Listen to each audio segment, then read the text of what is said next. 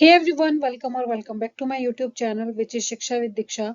तो आज हम मेडिकल का पेपर जो है उसमें साइकोलॉजी सेक्शन को डिस्कस करेंगे, जो कि 17 नवंबर 2024 को हुआ है। पिछले कल ये पेपर कंडक्ट हुआ है, तो इसका साइकोलॉजी सेक्शन हम लोग डिस्कस करने वाले हैं। तो इसका फर्स्ट क्वेश्चन है, Watson and Skinner both contributed to which school of psychology. जैसा कि हम लोगों को पता है और प्रीवियस क्वेश्चन में भी ये ऑलरेडी आ चुके हैं कि वॉटसन जो है वो फादर ऑफ बिहेवियरिज्म है और जो स्किनर है वो भी एक बिहेवियरिस्ट है। तो इसका जो राइट आंसर होगा वो होगा बिहेवियरिज्म। ये बिहेवियरिज्म इन्होंने ये कंट्रीब्यूट करते हैं बिहेवियरिज्म को। ठीक है, which field of psychology would be most likely to study the influence of overcrowding on conformity. Conformity का मतलब होता है सिमिलैरिटी, मतलब उस स्टडी को हम क्या बोलते हैं जो इन्फ्लुएंस होती है, जब बहुत सारी सिमिलैरिटी वाले जिनकी जो थॉट प्रोसेस सेम होता है, एटीट्यूड सेम होता है, पर्सनैलिटी सेम होता है। तो ओवर क्राउडेड मतलब ऐसे बहुत सारे, बोल सकते हैं कि ऐसे बहुत सारे लोगों का ग्रुप जिनकी सेम सेम जो है वो पर्सनैलिटी है, थॉट्स हैं, तो वो उसकी स्टडी को हम क्या बोलेंगे। तो पर्सनैलिटी आएगा नहीं, कॉग्निटिव आएगा नहीं, क्लिनिकल आएगा नहीं, तो ये इसमें जो राइट आंसर है वो होगा social. Social is the right answer here. Next question है, in an experiment the group which receive no treatment is called। ये भी प्रीवियस ईयर में पूछा हुआ है और मैंने आपको इलेबोरेट करके बताया था कि जब हम एक्सपेरिमेंटल मेथड करते हैं तो उसमें हमारे पास दो ग्रुप होते हैं। एक होता है हमारे पास कंट्रोल ग्रुप और दूसरा होता है ट्रीटमेंट ग्रुप या फिर टेस्ट ग्रुप। कंट्रोल ग्रुप वो ग्रुप होता है जिसमें हम कोई भी ट्रीटमेंट नहीं देते हैं और जिसको हम नहीं हिलाते हैं, नहीं मैनिपुलेट करते हैं और जिसको हम बेस लाइन की तरह रखते हैं। और जो दूसरा जो ग्रुप होता है ट्रीटमेंट ग्रुप या टेस्ट ग्रुप, उसमें हम जो है वेरिएबल्स को मैनिपुलेट करते हैं, उसमें हम छेड़खानी करते हैं, फिर कंपेयर करते हैं कंट्रोल ग्रुप के साथ कि कितनी जो है वो चीजें चेंज हुई हैं और कितनी सिमिलैरिटीज हैं। तो इसका जो राइट आंसर होगा वो होगा कंट्रोल ग्रुप। नेक्स्ट क्वेश्चन है, what are the two major factors that contribute to individual difference. Individual difference को कौन सबसे ज्यादा जो है वो इफेक्ट करता है, वो करता है जी हमारा जेनेटिक एंड एनवायरनमेंट। जेनेटिक और एनवायरनमेंट ये दोनों साथ में ही चलते हैं। और ये डेवलपमेंट की भी अगर बात करें तो डेवलपमेंट का जैसे एक फॉर्मूला होता है, D =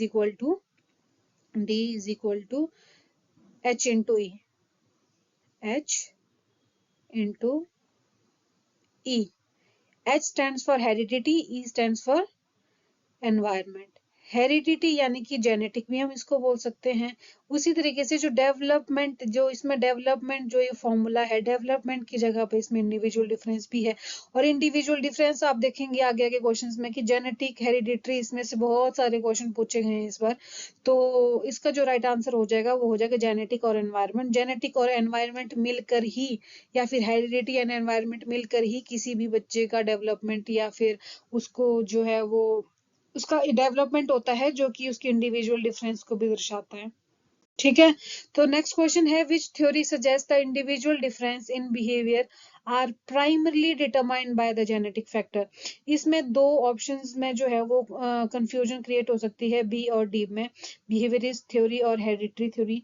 बिहेवियरिस्ट थ्योरी मैंने इसीलिए इसका राइट आंसर बताया है क्योंकि एक थ्योरी है बिहेवियरल जेनेटिक थ्योरी करके, उसमें एक्सप्लिसिटली ये मेंशन है कि इंडिविजुअल डिफरेंस, जब हम किसी भी इंडिविजुअल डिफरेंस के बिहेवियर को देखते हैं तो, और जब हम प्राइमरली जो है वो जेनेटिक फैक्टर के बेस पे डिटरमाइन करते हैं उस इंडिविजुअल डिफरेंस को, तो वो बिहेवियरल जेनेटिक थ्योरी में आता है।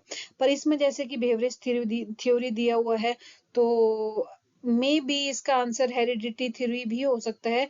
तो लेट्स सी जब फाइनल आंसर की आएगी तो उसमें क्या होगा, पर मेरे ख्याल से ये बिहेवियरिस्ट थ्योरी इसका राइट आंसर होगा। नेक्स्ट क्वेश्चन है, which of the following is an example of an inherited trait. देखा, इसमें हेरिडिटरी से बहुत सारे क्वेश्चन, जेनेटिक या जेनेटिक फैक्टर से बहुत सारे क्वेश्चन आए हैं। तो क्या इसमें से एग्जांपल है जी जो हम एक्वायर करते हैं अपने पेरेंट्स से।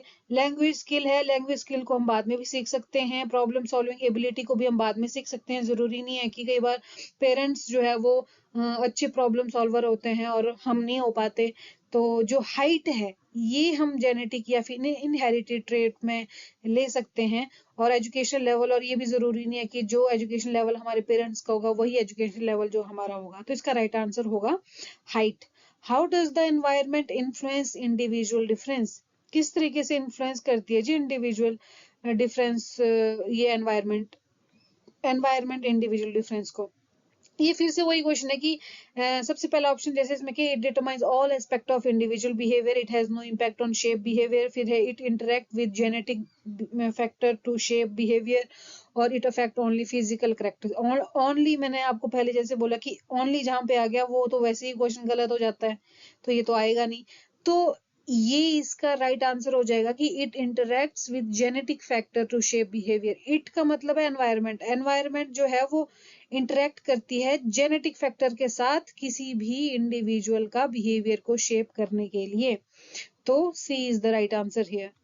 नेक्स्ट क्वेश्चन है what is the term for unique pattern of thoughts, unique pattern of thoughts feelings behaviour that make up an individual personality. तो उसको हम ट्रेट बोलते हैं जी, कि किसी भी पर्सन जो है वो उसकी पर्सनैलिटी को जो शो करते हैं उसको हम ट्रेट से दर्शाते हैं, ट्रेट वर्ड से हम उसको बोलते हैं। Which factors refers to an individuals, which factor ऐसे नहीं आएगा, which factor refers to an individual ability to acquire and apply knowledge।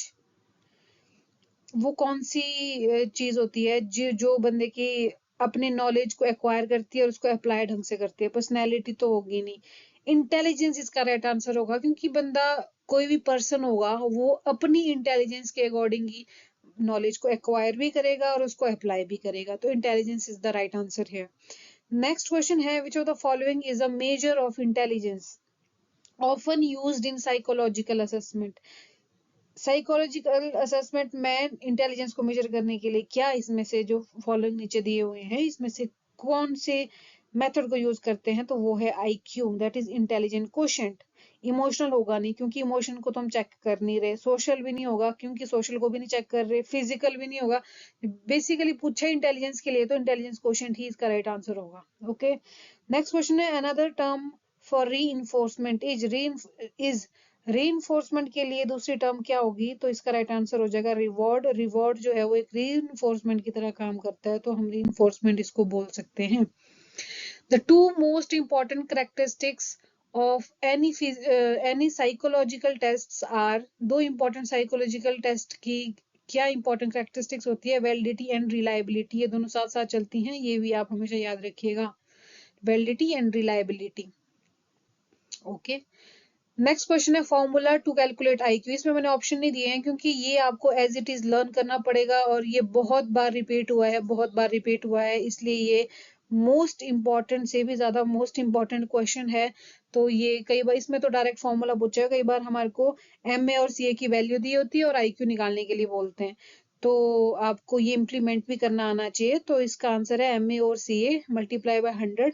M A हमारी मेंटल एज है, मानसिक आयु है, सी ए हमारी क्रोनोलॉजिकल एज है या फिर एक्चुअल एज है, जितनी अगर मैं 6 साल की हूं तो मेरी जो सी ए है वो 6 साल की होगी, तो वो मेरी क्रोनोलॉजिकल एज होगी। ठीक है, 14th question is people lost touch with the reality, touch with the reality when they are.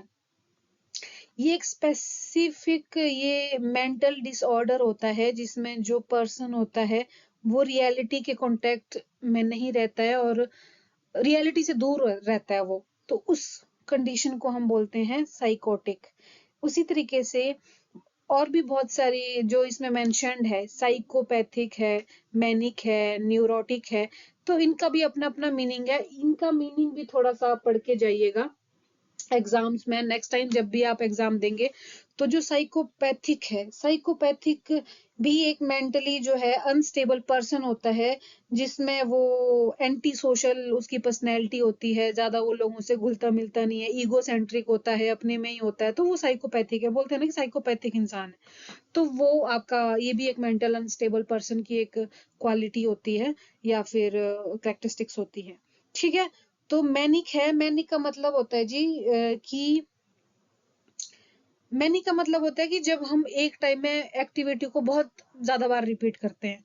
जैसे कई बार बोल सकते हैं कि मैनिक में जो क्वालिटी होती है पर्सन की वो ज्यादा एनर्जेटिक होती है या एंग्शियस होती है। जैसे फॉर एग्जांपल कि एक टाइम में बार बार कॉफी पी लेना, बार बार कॉफी पी लेना, वो नर्वसनेस की वजह से भी हो सकती है, किसी वजह से हो सकती है, तो वो वाली कंडीशन जो होती है वो मैनिक की होती है। ठीक है। न्यूरोटिक जो होती है वो एक टाइप की नर्वसनेस भी हो सकती है, या वो क्वालिटी पर्सन की वो क्वालिटी होती है जिसमें पर्सन नर्वस भी हो सकता है या वरिड भी हो सकता है, जिसमें पर्सन के अंदर बहुत सारे नेगेटिव इमोशंस हो सकते हैं, और एंगर हो सकता है, डिप्रेशन हो सकता है, जो कि इमोशनली अनस्टेबल होगा, वो न्यूरोटिक के अंदर आएगा। बाकी आप खुद इसको थोड़ा थोड़ा पढ़िएगा, क्योंकि may be next time exam में साइकोपैथी की पूछ ले, मैंने की पूछ ले, न्यूरोटिक पूछ ले, तो ये भी आप थोड़ा सा माइंड में रखिएगा। ओके। तो 15th क्वेश्चन है, which term refers to the transmission of genetic information from parents to offsprings. तो इसको जी हम हेरिडिटी बोलते हैं जी, जो हमारे को अपने पेरेंट्स से मिलती है, या फिर जो आगे हम हमसे हमारे बच्चों को आगे मिलेगी, उनके बच्चों को आगे मिलेगी, तो ये पूरी इस टर्म को हम बोलते हैं हेरिडिटी। तो heredity is the right answer है। ठीक है। 16th क्वेश्चन है, environmental factors can influence the expression of certain genes. ठीक है।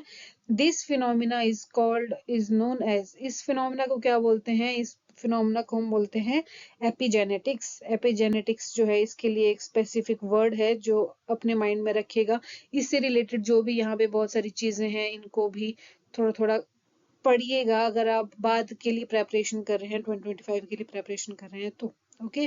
Which of the following is an example of hereditary trait. Hereditary trait का क्या, कौन सा एग्जांपल है? फिर से सेम सिमिलर है ये क्वेश्चन उस अभी पीछे क्वेश्चन पूछा हुआ था उसकी तरह ये क्वेश्चन है। तो जैसे इसमें बोला कि लैंग्वेज फ्रीक्वेंसी, ये हम अपनी हेरिडिटी से लेते हैं। फियर ऑफ वाटर या फियर ऑफ हाइट, ये दोनों तो सेम सेम हो गया। पर जो कलर ऑफ आईज है ना, ये हमारे को अपने हेरिडिटी से मिलती है, या फिर जीन्स के थ्रू ये हम लोग एक्वायर करते हैं। तो ये colour of eyes is the right answer है। Which of the following is an acquired trait. Acquired trait वो ट्रेट होते हैं जिनको हम एक्वायर करते हैं, जो कि हेरिडिटरी नहीं होते हैं, जो पीछे से नहीं आ रहे होते हैं। तो जैसे नाम से पता चल रहा है ना, एक्वायर्ड, जिनको हम एक्वायर करते हैं वो ट्रेट होते हैं। जैसे आई कलर, आई कलर पे हमारा कंट्रोल नहीं है, आई कलर तो वही होगा जो हमारे पेरेंट्स का होगा। ब्लड टाइप भी वही होगा, ब्लड टाइप पे भी हमारा कंट्रोल नहीं है। हाइट, हाइट पे भी हमारा कंट्रोल नहीं है। सन टैन जो है, जो सन टैन होती है, ये हम एक्वायर करते हैं, ये हमारी हेरिडिटी नहीं है। तो ये जिसका राइट आंसर होगा वो होगा suntan. Okay. The study of how genes and environment interact to influence trait is called, इसको हम बोलेंगे gene environment interaction. Very easy. What is the main source of genetic variation in the population? Main source क्या है? ये है जी mutation. Mutation को हिंदी में बोलते हैं परिवर्तन। जो परिवर्तन होते हैं वो है जी मेन सोर्स ऑफ जेनेटिक, जो पॉपुलेशन में जो जेनेटिक वेरिएशन होते हैं ना, वेरिएशन का मतलब अलग अलग होना, तो वो होता है जी म्यूटेशन के कारण, परिवर्तन के कारण। ठीक है। The field of study that investigates the influence of environmental factors on gene expression is known as, उसको क्या बोलते हैं? उसको बोलते हैं हम environmental genetics. Which of the following is an example of shared environment influence? Shared environment influence का मतलब है जब हम किसी environment को share करते हैं, तो दिए गए ऑप्शन में से कल्चर जो अपब्रिंगिंग है, that is the right answer. Cultural, जब हम किसी कल्चर में रहते हैं तो हम जो एनवायरनमेंट है वो अपना शेयर करते हैं दूसरे पर्सन के साथ। ठीक है। विच controls breathing and digestion the portion of the body is called, उसको हम ऑटोनॉमिक बोलते हैं। ये भी एक स्पेसिफिक वर्ड है, इसके पीछे कोई एक्सप्लेनेशन नहीं है, तो बस ऑब्जेक्टिव टाइप का क्वेश्चन है जी। ऑटोनॉमिक जो है वो इसका राइट आंसर हो जाएगा। In part on classical conditioning, which of the following clinical procedures are based? Two chair technique, token economy, transference या सिस्टमेटिक डिसेंसिटाइजेशन। सिस्टमेटिक डिसेंसिटाइजेशन से अभी जून 2024 में भी ये जो है वो क्वेश्चन देखने को मिला है, तो ये हम रिपीटेड क्वेश्चन बोल सकते हैं। ठीक है, तभी बोलती हूँ कि प्रीवियस ईयर क्वेश्चंस को देखना बहुत ज्यादा जरूरी है, तो हमें देखने चाहिए। What kind of conditioning did Watson experiment with? किस कंडीशनिंग की बात करते हैं वॉटसन? वॉटसन करते हैं जी क्लासिकल कंडीशनिंग की बात। वॉटसन, जैसे कि अभी भी हमने पहले बोला कि जो बिहेवियरिस्ट हैं, क्लासिकल कंडीशन उन्होंने एक्सपेरिमेंट किया था एक 9 महीने के बच्चे पे, जिसका नाम था एल्बर्ट। आई थिंक एल्बर्ट ही नाम था उसका। शायद एल्बर्ट ही होगा, हाँ एल्बर्ट नाम के जो 9 महीने का बच्चा था उसके ऊपर एक्सपेरिमेंट किया है, जिसको डर लगता था एक वाइट चूहे से। तो इस तरीके का एक क्लासिकल कंडीशनिंग का जो एक्सपेरिमेंट उन्होंने किया था, तो आप इसको भी थोड़ा सा माइंड में रखिएगा। मे बी नेक्स्ट टाइम कुछ और पूछ लिया जाए आपसे वॉटसन के एक्सपेरिमेंट से, तो इसको थोड़ा थॉरोली स्टडी करिएगा। Which stage is profoundly different from the others in the characteristics of its schema? जो निम्न में जो स्टेजेस दी हुई है ना, ये स्टेजेस पियाजे की स्टेजेस है। हम जितने भी क्वेश्चन पेपर जो हमने डिस्कस किया है उसमें साइकोलॉजी सेक्शन में जो है वो पियाजे का क्वेश्चन हमेशा देखने को ही मिला है, बेशक डायरेक्ट क्वेश्चन हो या इनडायरेक्ट क्वेश्चन हो या जैसा मर्जी क्वेश्चन हो, ठीक है। तो इसमें भी बोला है सबसे पहले तो ये कि हमारे को स्कीमा का पता होना चाहिए कि स्कीमा होता क्या है। स्कीमा हमारे माइंड में किसी भी चीज को लेकर जो ऑलरेडी नॉलेज होती है ना, उसको हम स्कीमा बोलते हैं।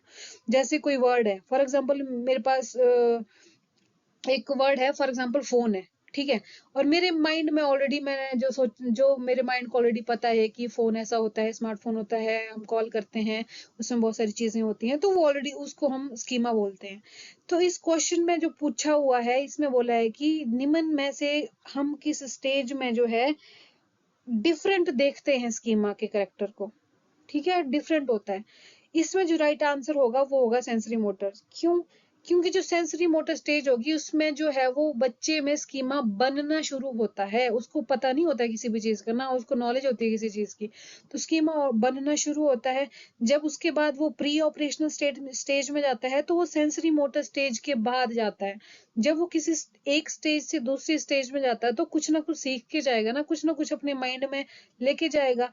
तो ये सारी की सारी जो स्टेजेस है उसके बाद 3 ये ऐसी ही चलेंगी।